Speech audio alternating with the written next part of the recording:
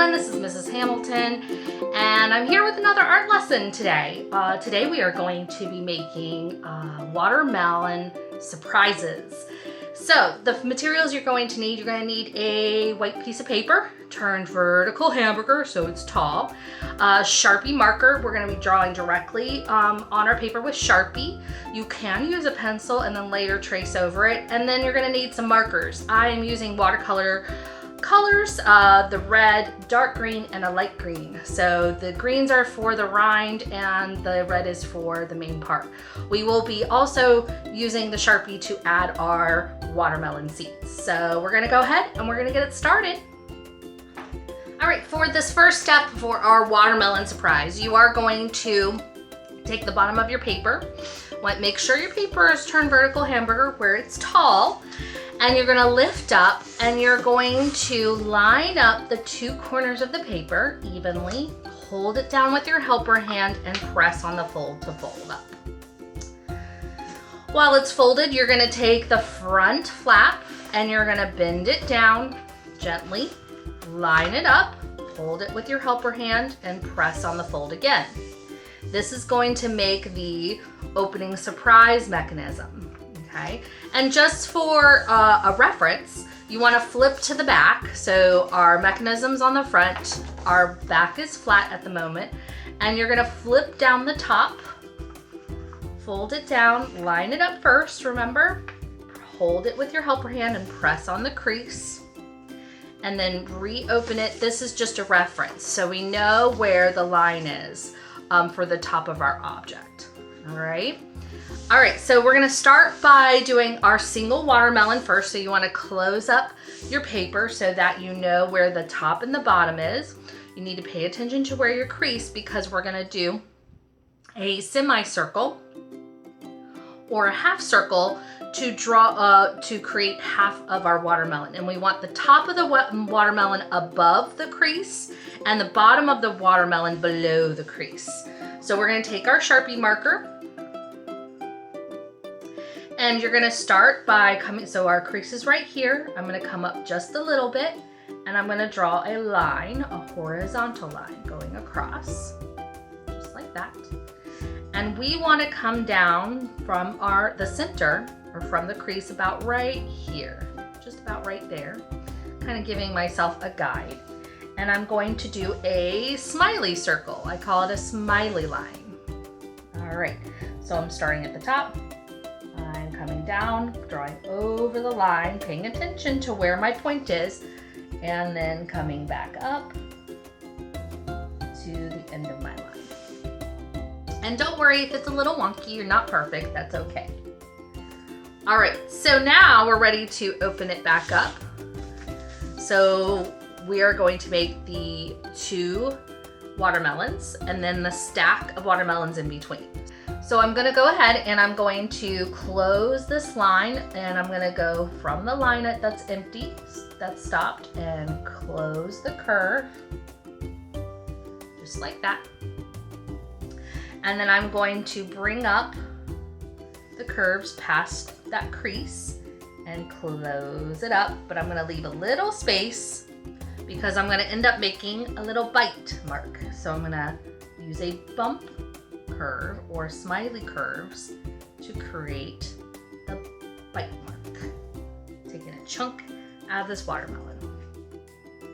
All right, now we're going to start stacking our watermelons. We're going to be using another half or more of watermelons and some watermelon wedges or some quarter watermelons. So I'm going to start with one watermelon maybe going angling downward, so they're going to be tilted a little bit. So I'm going to start with the top. We want to make sure that our watermelons are constantly touching the top and bottom of another watermelon. So I'm going to start with the line, and I want it to go and touch the top watermelon. So I'm bringing that out. We never want to go past the crease. The crease is right here. So be very careful. Everything has to stay within the section. All right, so I'm going to take that and I'm pulling it out, and then I'm going to close it up with another smiley curve.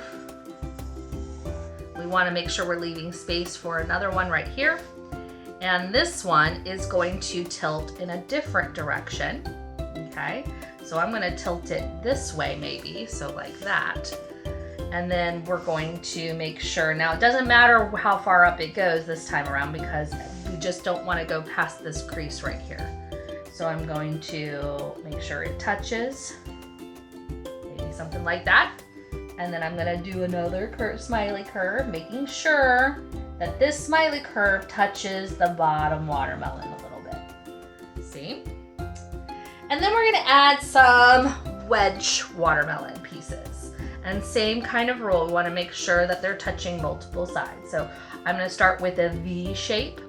So this one is going to come out a little bit and touch a little bit of this right here and curve. And then this one, maybe doing another one right here. So I'll do another V, this time maybe touching this shape right here, like that. And maybe another one right here. So line here, coming out, and the curve, like that. Okay. So there is our watermelon so far. And then the last thing we want to add is a table where our watermelon is sitting on. And we're going to make a horizon line. So it's always a good idea to go ahead and close this up so you can kind of see what it's generally going to look like. Looking pretty good. Okay. And we're going to add horizon line. I'm putting it underneath the crease, okay, under the fold. So the bottom part of the fold. And it's going to overlap. So stopping at the watermelon, skip it, and come over just like that. So it does that. Ooh, watermelon surprise. There we go. All right, and then it's time for color. So I'm pulling out the 3 colors I'm mainly going to be using. You will need a Sharpie later for the seeds. I am going to start with the lighter green, and I'm going to outline. So I'm going to come out a little bit and then fill.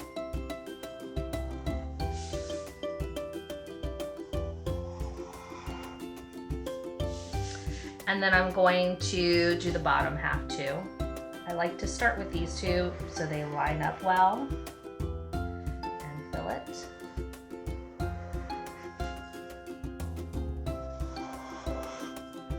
And one thing I want to do is close it up and make sure it lines up. So you see how this side doesn't line up quite as much? So I want to make sure that lines up. So I'm just adding a little more green there. Yep, there we go. And then I'm going to take my dark green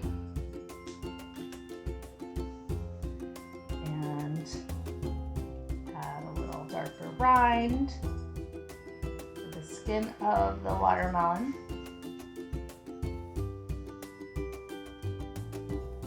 Like that. And then finish up the 2 sides, top and bottom, so they match.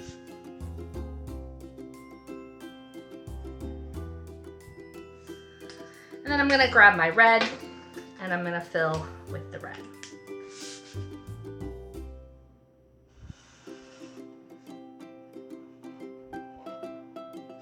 Trace first, fill second.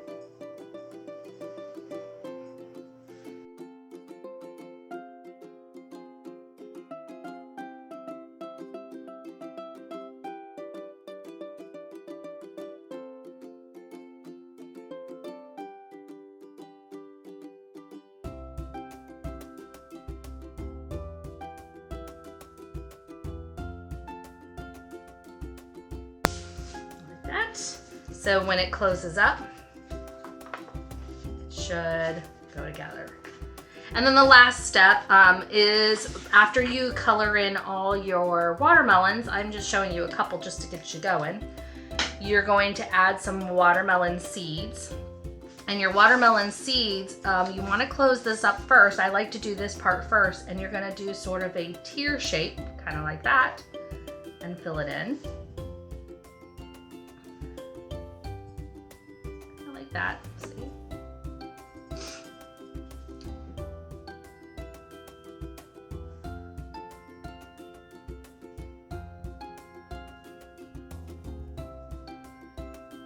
once you've got the filled in, you want to space out your seeds evenly.